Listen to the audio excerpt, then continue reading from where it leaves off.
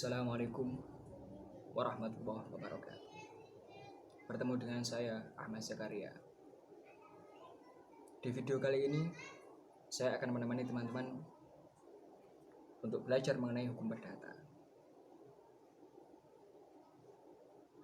Mungkin ada di antara teman-teman yang sudah familiar dengan materi hukum perdata, apalagi teman-teman mahasiswa yang mengambil prodi hukum.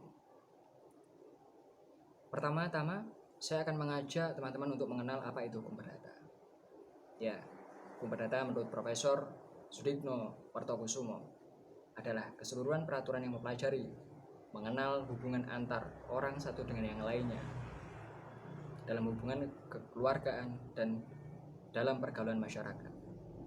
Secara sederhana, hukum perdata merupakan ketentuan yang mengatur hak dan kepentingan antar sesama dalam kehidupan masyarakat.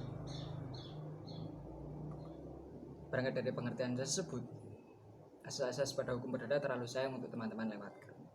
Lantas, apa saja asas-asas tersebut? Yang pertama adalah hakim bersifat menunggu. Maksudnya bagaimana? Hakim diharuskan untuk menunggu. Menunggu siapa saja yang berkepentingan untuk mengajukan gugatan. Tidak adanya gugatan, berarti hakim juga tidak berhak untuk menyelesaikan suatu perkara. Selanjutnya, hakim bersifat pasif. Berarti hakim hanya menyelesaikan atau mengadili untuk memeriksa suatu sengketa sesuai apa yang telah diajukan pihak yang berkepentingan, serta tidak ada hak hakim untuk memperlebar pemeriksaan sengketa sehingga keluar dari pengajuan sengketa pihak yang berkepentingan. Pada asas yang ketiga, hakim bersifat aktif. Maksudnya hakim bersifat aktif sejak perkara diajukan ke pengadilan, aktif dalam memimpin sidang, aktif dalam melancarkan jalannya persidangan, aktif membantu para pihak dalam mencari kebenaran, aktif dalam penjatuhan putusan, dan aktif sampai dengan pelaksanaan putusan atau eksekusi. Selanjutnya, sidang pengadilan terbuka untuk umum. Pada asas ini berarti bahwa setiap orang yang diperbolehkan menghadiri dan mendengarkan pemeriksaan perkara di persidangan.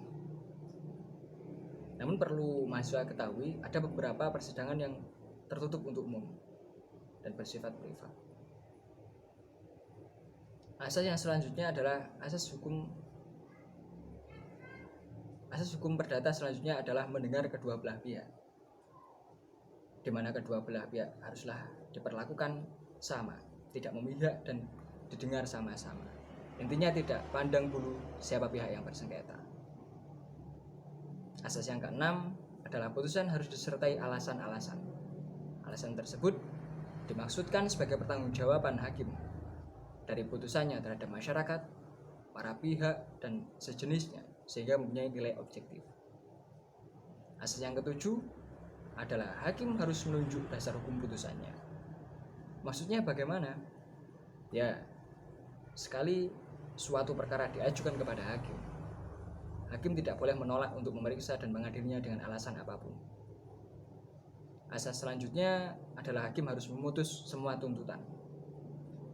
Selain memiliki suatu alasan dalam memutuskan suatu sengketa, hakim juga diharuskan untuk memutus semua tuntutan. Semisal salah satu pihak bersengketa memiliki 3 tuntutan, maka hakim diharuskan untuk tidak mengabaikan semua tuntutannya, namun menolak atau mengabulkan semua tuntutan tersebut bukan menjadi masalah, karena hal tersebut tergantung pada terbukti atau tidaknya tuntutan tersebut. Beracara dikenakan biaya merupakan asas hukum perdata pada urutan ke-9. Biaya tersebut meliputi kepaniteraan, biaya untuk panggilan, pemberitahuan para pihak, dan biaya materai. Dan di samping itu, jika teman-teman menggunakan jasa pengacara, maka sudah pasti juga harus mengeluarkan biaya. Asas yang ke-10 adalah tidak ada keharusan mewakilkan. Ya, tidak ada kewajiban kepada semua pihak yang bersengketa untuk diwakilkan, baik pengacara ataupun orang lain, dan hakim bisa menindak dan memeriksa kepada pihak yang bersengketa secara langsung. Itu tadi penjelasan singkat tentang asas-asas hukum perdata.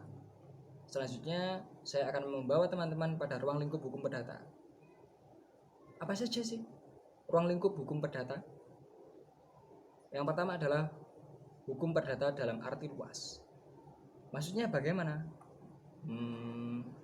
Hukum perdata dalam arti luas meliputi semua hukum privat material, yakni semua hukum pokok material yang mengatur kepentingan-kepentingan perseorangan, termasuk KUH Perdata, KUHD, serta yang diatur dalam sejumlah peraturan undang-undang lainnya, seperti mengenai koperasi, perniagaan, kepailitan, dan lain-lain.